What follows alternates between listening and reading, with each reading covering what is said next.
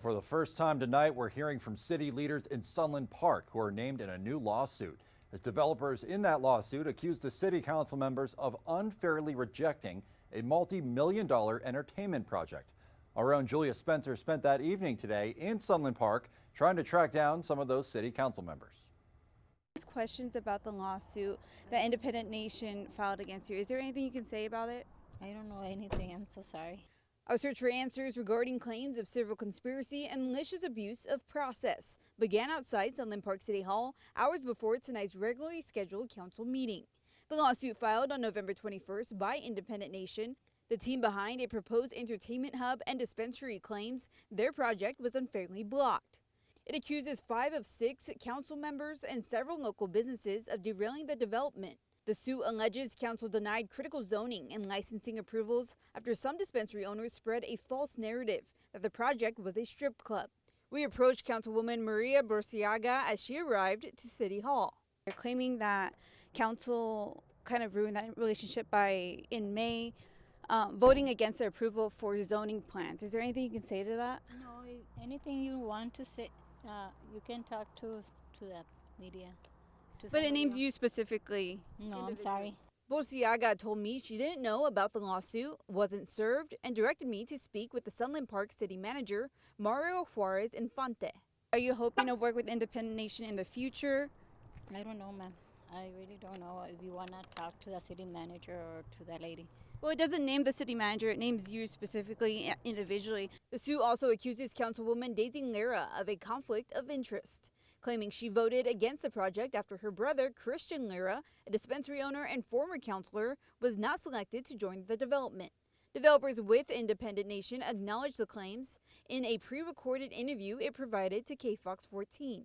Councilmember Lira's brother, Christian Lira, is the owner of a competing cannabis dispensary and was publicly leading opposition to the project after we declined his request for a location within our development. These overlapping family and employment relationships raise legitimate questions about the objectivity of the decision and whether the individuals involved should have recused themselves from the vote at a minimum. Today, I spoke with Lira after the meeting. What about the allegations that Independent Nation is making towards you and your family, your decision to vote no because your brother was denied to join that development?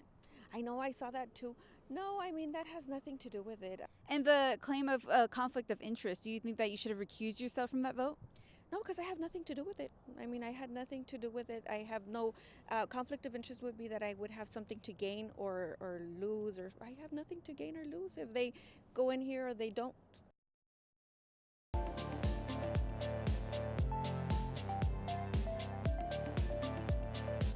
Well, our own Julia Spencer joining us live now from Sunland Park. Julia, a crazy story. You got to talk to a lot of those city council members. They weren't able to really give you a lot, but what did the city itself tell you today?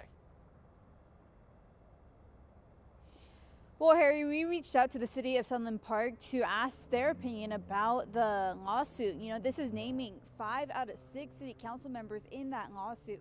However, the city replied and they said that they wouldn't be able to speak about the lawsuit due to it being active litigation. So, of course, not much to say or hear from the city regarding that matter, as well as the 3 other council members we weren't able to speak to.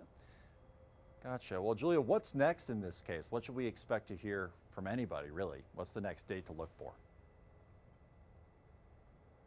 Well, of course, we will be pressing the other council members for answers, as well as Independent Nation. I know they gave us a pre-recorded interview, but we would like to hear from them, ask them our own questions in our own interview. But as this lawsuit moves forward in the Doña Ana County District Court, we, of course, will be following any develops that come from there.